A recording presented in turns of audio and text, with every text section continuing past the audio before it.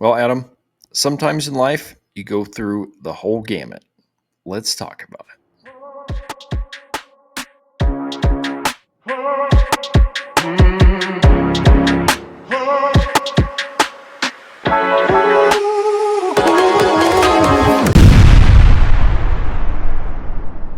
Folks, welcome to the Baseball Brewhaha. Thanks for joining us. I know it's been a couple weeks since we've been with you. A lot has happened in our world, my world in particular. We'll talk a little bit about that here on today's show. Adam, anything you want to say before we get diving in here?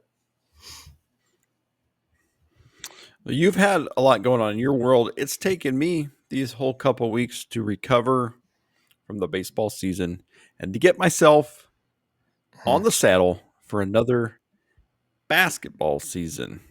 Mm-hmm. Yep, that's right. We are multi-sport athletes. We love baseball, and we tie so many things back to baseball. It's had World Series. It was fine. 5 games, not my jam, but it's fine. But we're multi-sport, so we go basketball, baseball, soccer. We're jamming on all kinds of stuff. So the World Series was it was fine. Game one was incredible. Games two and three were good. Um, I would like to see a longer series. I will say that. Do you have any thoughts on our prediction? By the way, our Donruss 1990 Kirk Gibson prediction even landed us a Freddie Freeman walk off grand slam a la Kirk Gibson.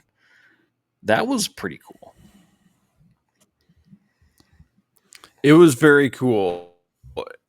And the series started Mm-hmm. amazing. The type of start that it had was setting it up for one of the most epic World Series of all time. And it just didn't turn out that way. It No. fizzled into 5 gamer where the Yankees just their best wasn't even close to Mm-hmm. good enough this year. Yeah, yeah. I mean that the game five, fifth inning, just debacle was unfortunate because I think had they escaped that inning, you're probably looking at game six. Um, but it wasn't to be, and that's baseball. I mean, anybody who's played, I mean, I still remember. It's not the same stage, but I remember our sophomore year in high school. We went 17-3. We were a good team, really good team, and we played. I think we were the 2 seed in our league.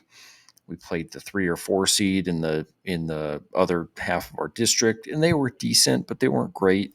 And we played terrible to the tune of 11 errors, and we lost a game that we should have won. I mean, had we played even decent, the other team, you give them credit, they took advantage.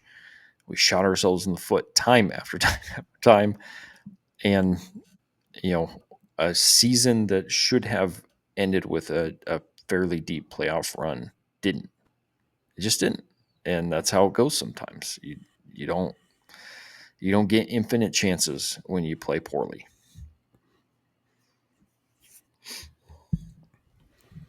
Yeah, and speaking of that game 5 and the 5th inning meltdown, and I imagine those Yankees fans and Dodgers fans too, but especially the Yankees fans, just like you recently, running the emotional gamut. You got Mm-hmm. euphoria, you've got excitement, you've Mm-hmm. got disappointment, Mm-hmm. despair, hope, hopelessness, you Yeah. know, sadness, Mm-hmm. joy, happiness, anger, fury. It's all it's all wrapped up in one game, Mm-hmm. probably one inning. Yeah. Totally. And that connects to what you've been going through. I mean, life life sometimes feels a Mhm. bit like the fifth inning of the Yankees game 5. Absolutely, yeah, and yeah, to unpack that a bit, what you're talking about. We were talking a little bit before we hopped on here. Is just that our family has been through a lot of different stuff here recently, from relationships falling apart to um, our one of our cats got roadkill smashed, killed. It was just really sad, crying our eyes out as a family, comforting our kids. That happened the night before I took certified financial planner certification exam, 6 hour exam. And you sit there and you answer 170 questions. And so, and even not even a week prior to that, we had over a week, spread out over a week, of our family going through the stomach flu, including this guy on Halloween, throwing up all over the place. So it was a trip for sure. So if you haven't noticed yet, we're having some technical difficulties today. So thanks for hanging with us. At least on my side, Adam looks blurry, clear, blurry, clear. We deal, we deal. So We're fighting through it. we're, There are so many ways that we can connect these mhm, experiences to the fifth inning of game 5 of the Yankees game. mhm. You know, you brought up a feeling that probably Yankees fans can relate to: nausea Jeez, yeah, and technical difficulties. hmm You know, a lot of errors happening cost them the game. hmm Our technical difficulties are, you know, costing us something. yeah. Extra minutes of sleep, maybe. hmm I just had this thought. You were talking about the fifth inning of that Yankees game, and you know, I didn't watch the whole inning. I saw bits and pieces and stuff, but it certainly seemed like, um, you lose focus. You know, and it starts to spiral. Um, and I don't know what they're feeling, but you start to get a little bit tight. All these different things. Um, and I was thinking about that a little bit in context of my exam that I took. So I mentioned I sat for the CFP, Certified Financial Planner exam. 170 questions, 6 hours, broken into two. It's actually kind of broken into four segments. And I came in and I felt really good about passing, being in a good spot. But it was really hard, which should be. It was hard. And the first quarter in particular, I felt, it was like I felt overmatched. Okay. Like that's where I sat. And I started really, and in addition to really having to focus on each one of the questions, because you're trying to find little details and nuggets to pick the best answer.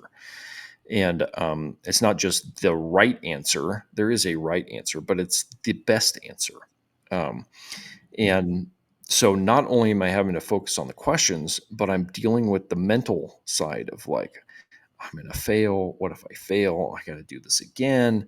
I got to pay for it. Like, I got to do all this stuff. Um, and, and I found myself in that spot where I'm not only having to fight to answer the questions and to perform in that way, but I'm having to figure out how to navigate all these negative thoughts that are intruding. I was fortunate enough to have um, instructors, coaches along the way who gave us some heads up that this type of thing could happen, and you have to figure out a way to fight through it. Yeah, I can imagine that along a baseball player's journey, they're getting the same type of coaching.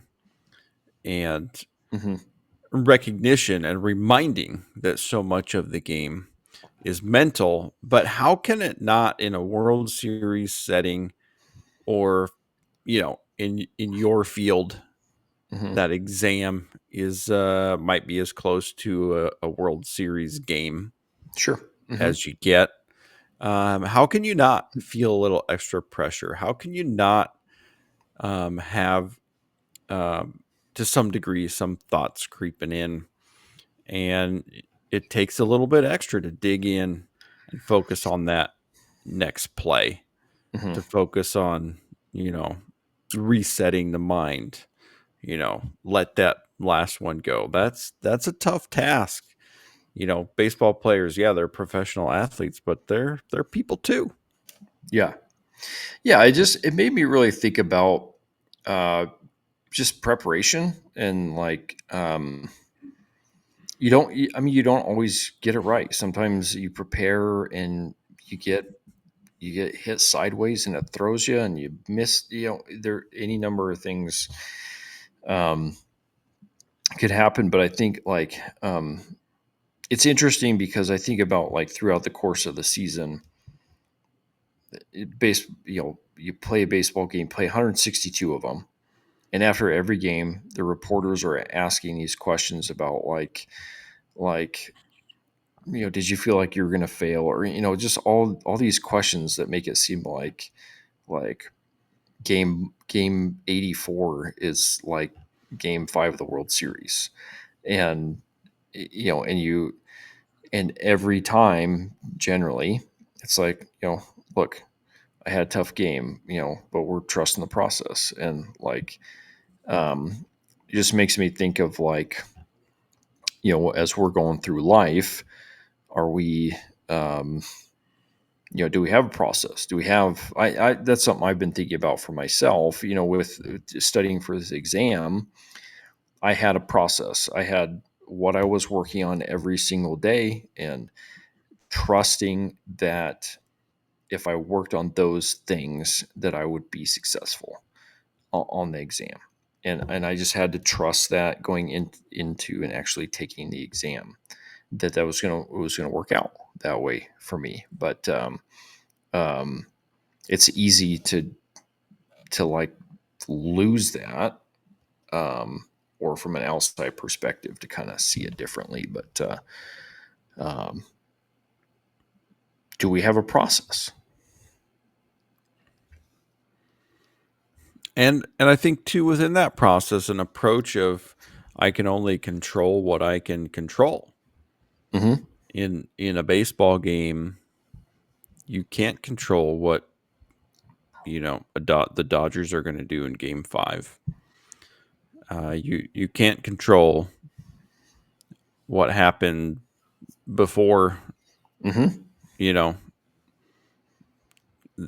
the inning. You can't control what's going to happen in the eighth inning at that moment. And so, like you're saying, what's my process? How do I reset, and how do I be focused on what's next that I have control over? And Hmm. that's a difficult mental skill to learn, but such an important one for anybody in any profession, or in anything that they're doing. I mean, parenting is a big one, or just being a friend to somebody, or driving your car. Just, there are things in life we can't control, and we've got to find the way to figure out what's the next thing ahead of me that I can. Hmm. Yeah. Speaking of that, I had a really like like aggravating slash infuriating slash comical event happen. You were talking about driving, like, you want to talk about control what you can control. So last week, I'm driving home. I'm leaving my office, and I work in. You could kind of call them an industrial park of sorts. It's kind of a main road, little 2-lane road, 25 miles an hour. Just your stand, it's just a little. It's a street, it's a street.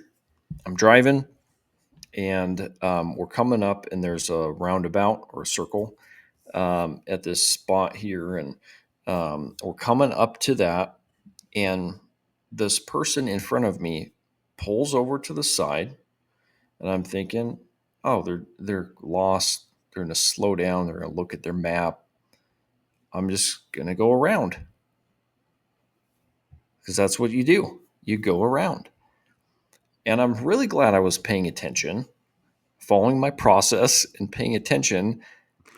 Out of nowhere, lady flips a U-turn in the middle of a two-lane road with cars behind her. Like there was nobody. Like we're in the middle of nowhere.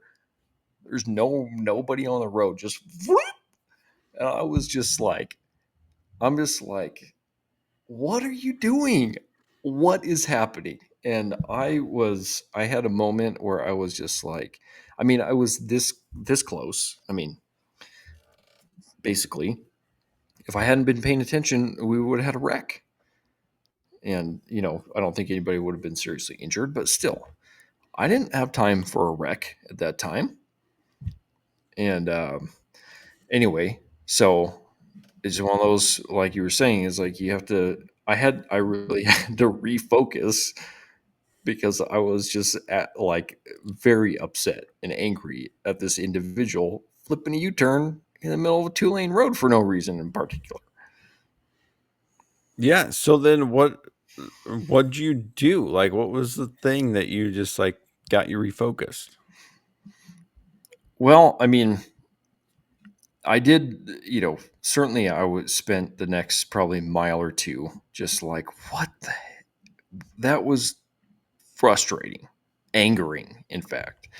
Um, I think just because of the fact of it was that close to be having an accident and being in an accident, have dealing with that whole thing. But then from there, it's like, if I'm going to be road rage master for the rest of the trip home, I'm likely I'm increasing my likelihood to get in an accident. I'm going home. I think we were doing family pictures that day actually. So I'm going home to meet my family so we can drive and go get pictures. It's like if I'm upset, I'm increasing my odds of getting in a wreck. I get pulled over. That's not going to be efficient for my time to get pulled over. So I just had to, I had to work through it. It was very frustrating, but I had, it's just like, look, it's done.